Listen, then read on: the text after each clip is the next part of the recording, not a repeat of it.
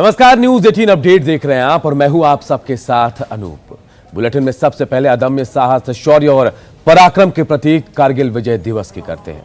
तो आज पूरा देश कारगिल विजय दिवस मना रहा है और पूरा देश उन शहीदों को नमन कर रहा है जिन्होंने देश के खातिर हंसते हंसते अपनी जान निछावर कर दी। इस मौके पर रक्षा मंत्री राजनाथ सिंह दिल्ली के वार मेमोरियल पहुंचे। वहां उन्होंने शहीदों को श्रद्धांजलि दी, सेना के अदम्य शौर्य, पराक्रम और बलिदान को नमन किया।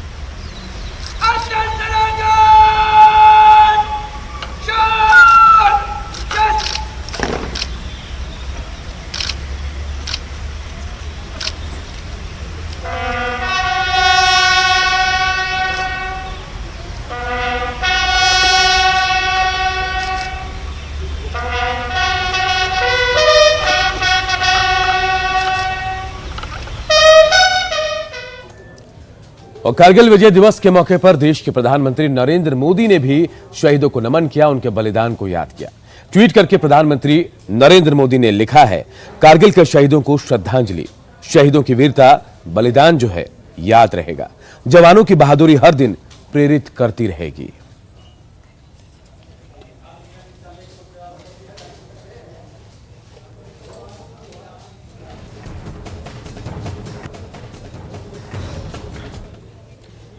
तो कारगिल की लड़ाई में शहीद होने वाले जवानों में बिहार के भी कई जवान शामिल थे।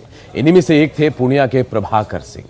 पूर्णिया के प्रभाकर सिंह की शहादत पर पूरे प्रदेश को गर्व है, देश को गर्व है और उनके परिवार वाले भी मानते हैं कि उनके शहादत को वो गर्व के तौर पर देखते हैं। हालांकि थोड़ी शिकायत जरूर है, लेकिन उससे ज्यादा गर्व है। देखिए हमारे सहयोगी प्रवीण कुमार की रिपोर्ट। मैं अभी मौजूद हूं कारगिल युद्ध में शहीद हुए शहीद प्रभाकर कुमार सिंह के घर पर, और आज भी उनके परिजनों को उस घटना की जब याद आती है तो आंखों में आंसू आ जाते हैं। लोग आज भी गौरव महसूस करते हैं। हमारे साथ मौजूद हैं उनके भाई दिवाकर सिंह। आइए इनसे बात करते हैं। दिवाकर जी, आपके भाई कारगिल युद्ध में शहीद हुए थे, कैसे क्या हुआ था उस समय? कारगिल युद्ध में जम्मू कश्मीर के बारामूला डिस्ट्रिक्ट में उनका पोस्टिंग हुआ था और पोस्टिंग के दौरान ये कारगिल युद्ध छिड़ गया था। उसको बॉर्डर पर दे दिया गया था और उस समय वो बॉर्डर पर घुसपैठियों से लोहा लेते हुए 6 आदमी को मार गिराया था और गिराने के पश्चात सभी आतंकवादियों ने इसे घेर कर इस पर गोली चलाई थी। बहुत गर्व महसूस हो रहा है कि मेरे देवर शहीद हुए हैं और बहुत ये कर रहे हैं, जो बहुत गर्व महसूस करते हैं। बहुत गर्व महसूस होता है क्योंकि मेरे चाचा जी कारगिल के युद्ध में शहीद हो गए थे। उनमें देश प्रेम बहुत था। वो उनके हमेशा से सैनिक सेना में जाने की इच्छा थी। देश को घुसपैठियों से बचाया और देश में कब्जा होने से बचाया कश्मीर में। उस हिसाब से बहुत ही अच्छा काम किया गया और जिस तरीके से उन्होंने देश की मातृभूमि की रक्षा की। कुमार प्रवीण, न्यूज़ 18 पूर्णिया। अब दूसरी खबरों की बात करते हैं। बात राजधानी पटना की, जहां अपराधी बेखौफ हो गए हैं। राजधानी पटना सिटी में बताया जा रहा है कि एक मछली विक्रेता को अपराधियों ने गोली मार दी, उसकी हत्या कर दी। इसके बाद पूरे इलाके में तनाव है। घटना के बाद नाराज लोगों ने सड़क पर उतरकर जाम किया। पुलिस भी मौके पर पहुंची और नाराज लोगों को किसी तरह शांत कराया गया है। बताया जाए कि मृतक पारस सैनी अपने घर मछुआ टोली लौट रहा था। इसी दौरान अपराधियों ने उसे गोली मारी। फिलहाल पुलिस छानबीन में जुटी है, लेकिन ये साफ नहीं हो पाया कि हत्या किन वजहों से हुई है। हम लोग को लगभग 1 घंटे 1.5 घंटे पहले सूचना मिली कि मारूगंज मुसहरी में एक व्यक्ति की हत्या कर दी गई है गोली मार के। हम लोग यहाँ पर आए तो अभी तक एक नहीं पता चल पाया कि किसने किस कारण से मारा है और अभी हम लोग अनुसंधान कर रहे हैं। अभी पोस्टमार्टम के लिए बॉडी भेज दी गई है और आगे फिर हम लोग पता करने की कोशिश करते हैं कि उनको किसके द्वारा मारी गई है। राष्ट्रीय बाल स्वास्थ्य कार्यक्रम कईयों के लिए जीवनदायिनी बन गया। जी हम मधुबनी के बेनीपट्टी की बात करें, जहां एक मासूम की जान इस कार्यक्रम की वजह से बच गई। दिव्यांश को गंभीर बीमारी थी दिल की, और उसके पिता जो हैं माता पिता इलाज कराकर थक चुके थे, लेकिन राष्ट्रीय बाल स्वास्थ्य कार्यक्रम के तहत दिव्यांशु को अब अहमदाबाद भेजा गया, जहां उसका सफल ऑपरेशन हुआ। उसके बाद वो अपने गांव लौट आया है। दिव्यांशु और उसके ग्रामीणों से बातचीत के हमारे सहयोगी अमित रंजन ने। राष्ट्रीय बाल स्वास्थ्य कार्यक्रम जो बिहार और भारत सरकार की जो योजना है, उसका जो दूर दराज के इलाकों में भी जो ग्रामीण इलाके हैं वहाँ भी इसका लाभ लोगों तक पहुँचने लगा है। यहाँ मैं अभी मधुबनी जिले के बेनीपट्टी प्रखंड में एक सिरवारा गांव है, जो काफ़ी ये प्रखंड मुख्यालय से लगभग 20 किलोमीटर दूर ये गांव है। यहाँ इसी कार्यक्रम की जो एक सकारात्मक तस्वीर यहाँ देखने को मिल रही है। यहाँ एक बच्चा है 7 साल का दिव्यांशु, दिल की बीमारी से ये पीड़ित था, सांस लेने में दिक्कत होती थी और बताया जा रहा है कि इसके दिल में छेद था, और ये इनके परिजन इलाज के लिए दर दर की ठोकरें खाते रहे। अपने स्तर पे हर जगह इलाज के लिए चक्कर लगा चुके। उसके बाद जब गांव में ये आंगनवाड़ी में ये बच्चा जाता था, यहाँ जो प्राथमिक स्वास्थ्य केंद्र बेनीपट्टी के कुछ डॉक्टर पहुँचे थे, वहाँ उन लोगों को जब पता चला तो फिर इस बच्चे को जो भारत सरकार का जो कार्यक्रम है बाल स्वास्थ्य कार्यक्रम, उस कार्यक्रम के तहत इन्हें भेजा गया अहमदाबाद। वहाँ निःशुल्क ऑपरेशन हुआ है और बच्चा अब यहाँ अपने गांव लौटा है, और फिलहाल गांव में परिजन और ग्रामीण सभी यहाँ काफ़ी खुश हैं। लोगों को इस योजना का लाभ मिला है। ऑपरेशन के बाद ये लौटा है, अब मतलब बिल्कुल स्वस्थ है, ठीक है? हाँ, अभी है ठीक से। तो आप लोग मतलब काफ़ी अब राहत मिला होगा, बच्चा स्वस्थ हुआ। हाँ। बचपन से ही ये बचपन से था। हाँ। क्या नाम है बाबू आपका? दिव्यांशु। मतलब कैसी तबीयत अब ठीक है? पहले क्या दिक्कत होती थी आपको? कुछ अभी कोई दिक्कत नहीं है अब।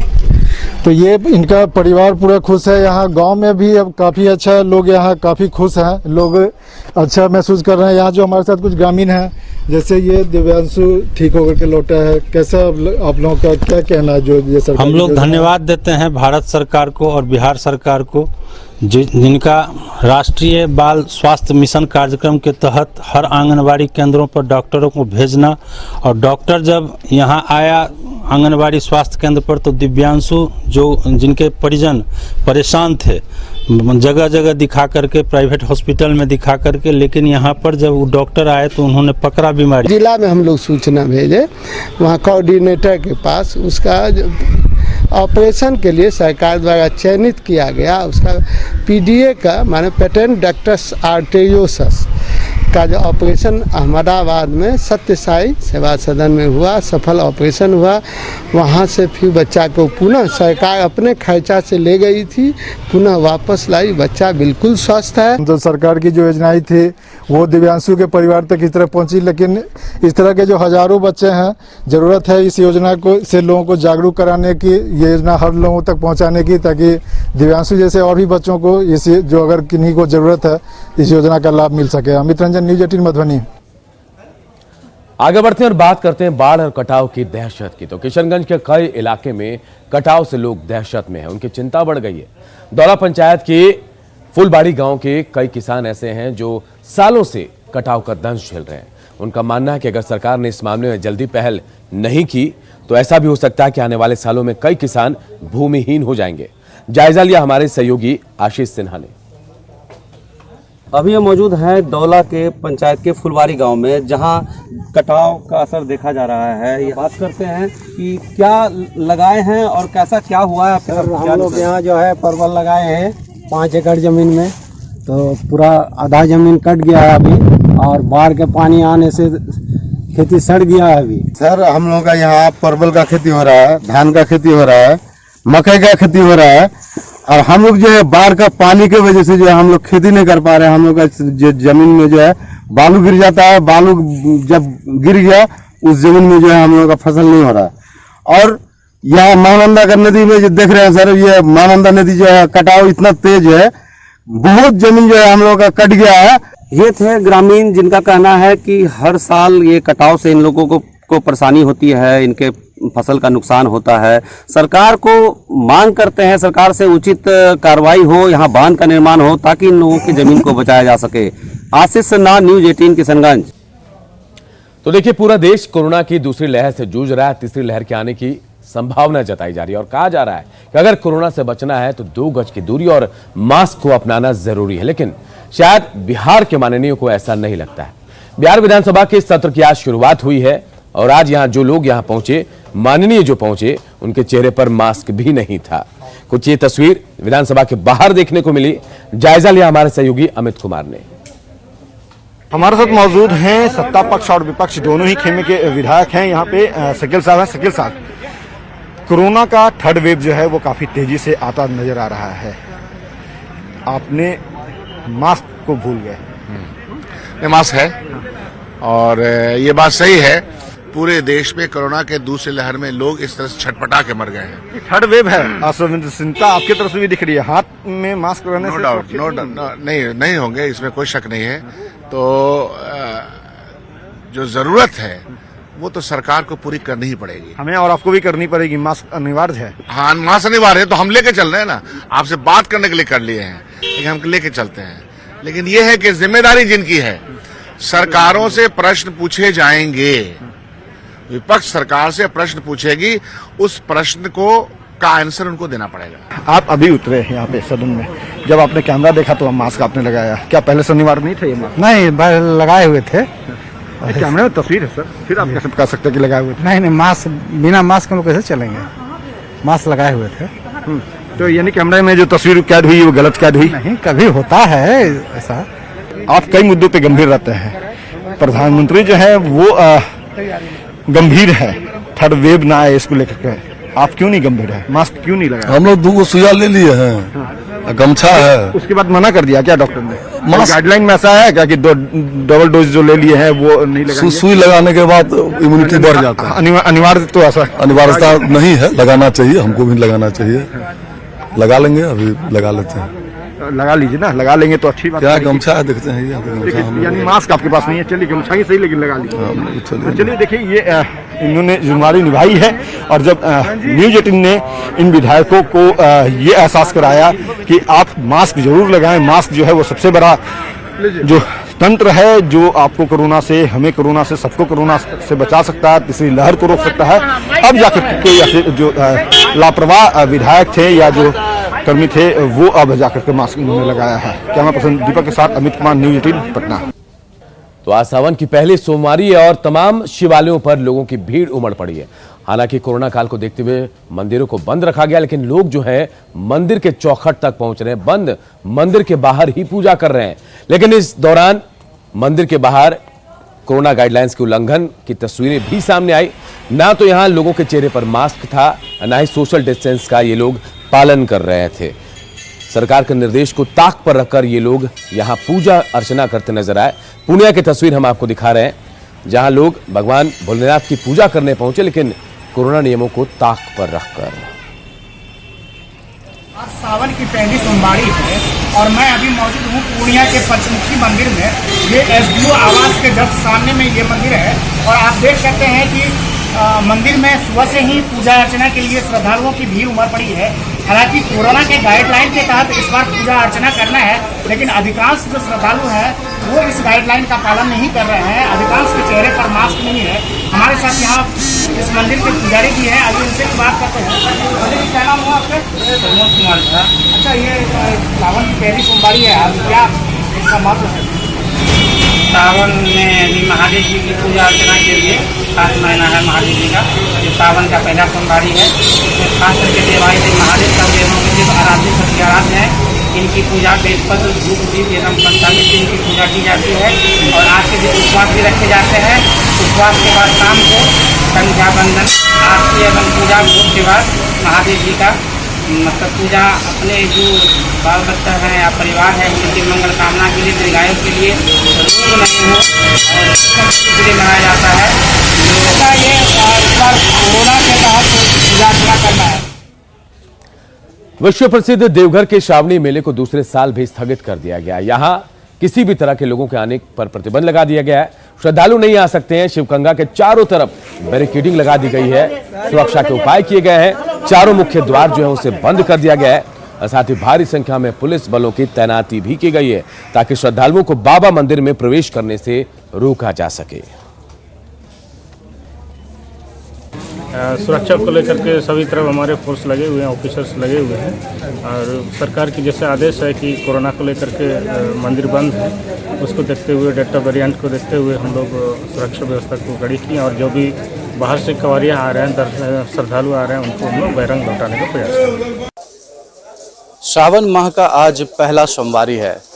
बाबा धाम में श्रद्धालुओं से पटा रहने वाला आज बिल्कुल सन्नाटा पसरा हुआ है।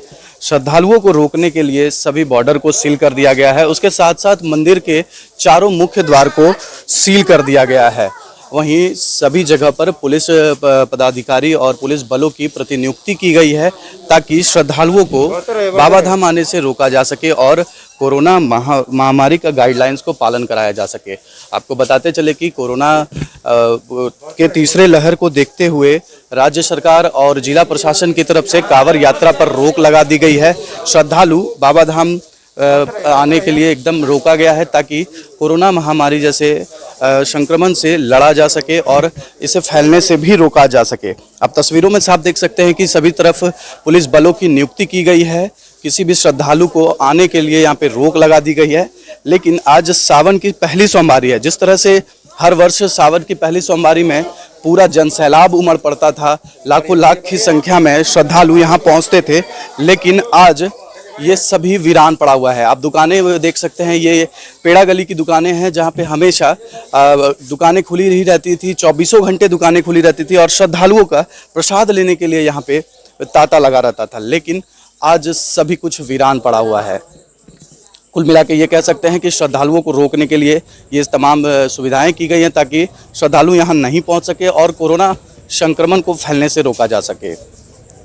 मनीष दुबे, न्यूज़ 18, देवघर। और अब बात गोड्डा की करते हैं, जहां कोरोना पर लोगों की आस्था भारी पड़ रही है।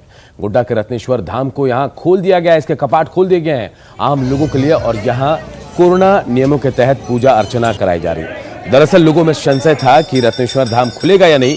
हालांकि सरकार के निर्देशों के तहत मंदिर को आम लोगों के खोलने की अनुमति आम लोगों के लिए नहीं है। मंदिर खुलने के बाद कोरोना नियमों के पालन के लिए इंडियन रिजर्व बटालियन के जवानों की तैनाती की गई। वहीं मंदिर कमेटी के वॉलंटियर्स भी भीड़ को कंट्रोल करने में जुटे रहे। मंदिर के बाहर नो मास्क नो एंट्री का बोर्ड भी लगाया गया है। हालांकि इस बार पिछले साल के मुकाबले कम भीड़ देखी जा रही है।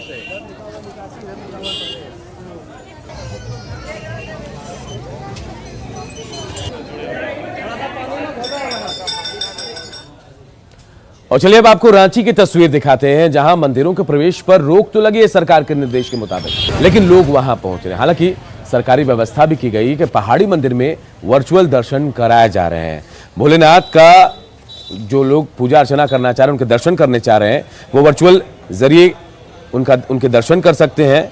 और कई लोग तो ऐसे भी हैं जो मंदिर के बाहर से ही जलार्पण कर रहे हैं। मंदिर परिसर का जायजा लिया हमारे सहयोगी निरंजन कुमार ने।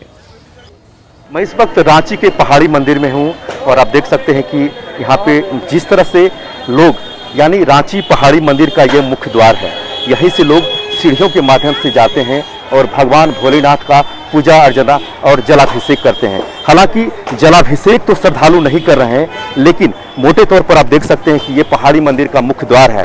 श्रद्धालु अपनी मन्नत और आस्था के स्वरूप में, यानी जो गेट है, मुख्य द्वार है, वहीं पे अपनी पूजा अर्चना और मन्नत भगवान भोलेनाथ से मांग रहे हैं। पाबंदी लगाया गया था। आप देख सकते हैं कि झारखंड पुलिस और पारामिलिट्री फोर्स पूरी तरह से यहाँ पे तैनात है। किसी तरह का कोई लापरवाही ना हो, लोगों को कतारबद्ध लाइन में लगाकर पूजा अर्चना किया जा रहा है। आप यहाँ देखें कि कतारबद्ध जिस तरह से श्रद्धालु अपनी लाइन में लग के खड़े होकर के अपनी बारी का इंतजार कर रहे हैं। हालांकि लगातार मैं आपको तस्वीरों के माध्यम से दिखाने की कोशिश कर रहा हूँ कि पिछले साल भी श्रावण मास में, यानी लोग अपनी जो मन्नत है इसी पहाड़ी मंदिर के मुख्य द्वार पर जाकर के पूजा अर्चना किया था। रांची से निरंजन। समस्तीपुर के थानेश्वर मंदिर से भी कुछ ऐसी तस्वीरें सामने आई है। यहां भी कोरोना के खतरे को देखते हुए प्रशासन ने मंदिर के मेन गेट को बंद कर दिया, लेकिन जो लोग हैं वो मंदिर के गेट तक पहुंच रहे हैं। गेट के बाहर ही पूजा अर्चना कर रहे हैं। मंदिर परिसर से देखिए हमारे सहयोगी मुकेश की रिपोर्ट। आज सावन की पहली सोमवारी है और समस्तीपुर थानेश्वर मंदिर को प्रशासन के द्वारा बंद कर दिया गया है, लेकिन बावजूद इसके कोरोना के गाइडलाइन को देखते हुए मंदिर को बंद किया गया था। लेकिन यहाँ आस्था भारी पड़ती दिख रहा है। लोग मंदिर के गेट पे ही जलाभिषेक कर रहे हैं और काफ़ी संख्या में यहाँ पर लोग पहुँचे हैं और अब यहाँ पर भोलेनाथ की आराधना कर रहे हैं। और तस्वीर हम आपको करीब से दिखाने की कोशिश कर रहा हूँ। आप तस्वीरों के माध्यम से देख सकते हैं मंदिर के गेट पर ही पूजा करने की व्यवस्था यहाँ पर की गई है। जो भक्त आ रहे हैं वो यहीं पर पूजा अर्चना कर रहे हैं और हम कोशिश करेंगे यहाँ पर मंदिर के जो पुजारी हैं उनसे बात करें। आज मंदिर बंद रखा गया है, बावजूद इसके यहाँ पे पूजा अर्चना चल रही है। अच्छा से अर्चना पूजा सब चल रहा है बाबा के स्थान में, इसी तरह चलता ही रहेगा। तो यहाँ पर कुछ भक्त भी आए हैं, हम उनसे जी आप कहाँ से आए हैं? जी हम दरभंगा से आए हैं। दरभंगा से आए हैं जी, पूजा करने के लिए। जी मंदिर तो बंद है। मंदिर बंद है तो भगवान का शिखर का दर्शन करने मात्र से भी दर्शन हो जाता है। अच्छा। हाँ, लेकिन ये अनावश्यक हमेशा बंद करना ये सही नहीं है। आप देखते हैं जब भी चुनाव आता है उस समय लॉकडाउन खोल दिया जाता है और चुनाव आते ही मतलब ख़त्म होते ही धार्मिक आयोजन होता है तो उस समय कुछ न कुछ ऐसा प्रतिबंध लगा दिया जाता है। तो प्रशासन के द्वारा जो ये मंदिर को पूजा व्यवस्था को बंद किया गया है कोरोना को देखते हुए, उसको लेकर के लोगों में नाराजगी भी देखने को मिल रही है। लेकिन जिस तरह से यहाँ मंदिर के मुख्य द्वार पर भीड़ उमड़ रही है वो कोरोना को भी दावत दे रही है। Mukesh Kumar, news 18 network, Samastipur. बेगूसराय में कोरोना नियमों की सख्ती के बावजूद गंगा घाटों पर भारी भीड़ उमड़ रही है।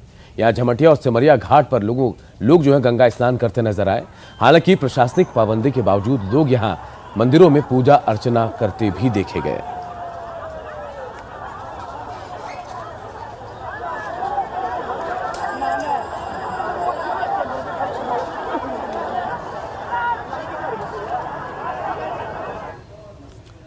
और देखिए, सावन की पहली सोमवारी है आज, लेकिन कोरोना नियमों की सख्ती की वजह से तमाम मंदिरों के कपाट बंद कर दिए गए। लेकिन इसके बावजूद लोग मंदिरों के दर्शन में मंदिर पहुंच रहे हैं। लोग भगवान भोलेनाथ के दर्शन भले ही ना हो, लेकिन मंदिर के मेन गेट के बाहर ये तमाम लोग पूजा अर्चना कर रहे हैं। बोरिंग रोड के एक शिवालय का जायजा लिया हमारे सहयोगी ने। आज सावन की पहली सोमवारी है और मंदिरों की तस्वीर हम आपको दिखाते हैं किस तरह से, चूंकि कोरोना काल चल रहा है तो ऐसे में मंदिरों को खोला नहीं गया है। बावजूद जो भक्त हैं, जो शिव भक्त हैं, वो देखिए किस तरह से मंदिरों के बाहर यहाँ पर मौजूद हैं। और चूंकि जो छोटे छोटे मंदिर हैं वहाँ पर कुछ लोगों को सोशल डिस्टेंसिंग के साथ अंदर एक एक करके अंदर ले जाया जा रहा है और वहाँ पर वो पूजा कर रहे हैं। यहाँ तस्वीर देखिए, ये बोरिंग रोड चौराहे की शिव मंदिर की ये तस्वीर है और यहाँ पर काफ़ी संख्या में जो भक्त हैं वो दरवाजे के बाहर इंतज़ार कर रहे हैं और कुछ लोग अंदर भी आप देख पा रहे होंगे अंदर पूजा कर रहे हैं। क्योंकि ये जो डोर है वो बंद रखा गया है, लेकिन धीरे धीरे करके ये सभी लोगों को अंदर यहाँ पर करके पूजा ये कराया जा रहा है। तो यहाँ तस्वीर देखिए, ये बोरिंग रोड शिव मंदिर की तस्वीर है और यहाँ पर पूजा अर्चना, चूँकि कोरोना काल है तो ऐसे में मंदिरों को बंद रखा गया है। बावजूद इसके चूँकि भक्त हैं काफ़ी संख्या में मंदिरों में पहुँचे हैं तो ऐसे में उन लोगों का भी ख्याल रखा जा रहा है। यहाँ पर देखिए कुछ लोग हैं, हम एक बार बात करते हैं। आप लोग पूजा करने आए? जी सर। अंदर जाइएगा? जी अभी अब बोले हैं नहीं जाना है अंदर। लॉकडाउन है तो मंदिरों को बंद रखा गया है कोरोना के चलते, तो ऐसे में गिनती में ही सही लेकिन कुछ लोगों को अंदर जाकर पूजा करने दिया जा रहा है। और बाकी आप देखिए किस तरह से लोगों की जो भीड़ है वो मंदिरों के बाहर लगी हुई है। कैमरा पर्सन अजय दुबे के साथ साकेत कुमार, न्यूज़ 18 पटना। और इस बुलेटिन में इतना ही, लेकिन खबरें लगातार जारी है। देखते रहिए न्यूज़ 18 बिहार झारखंड।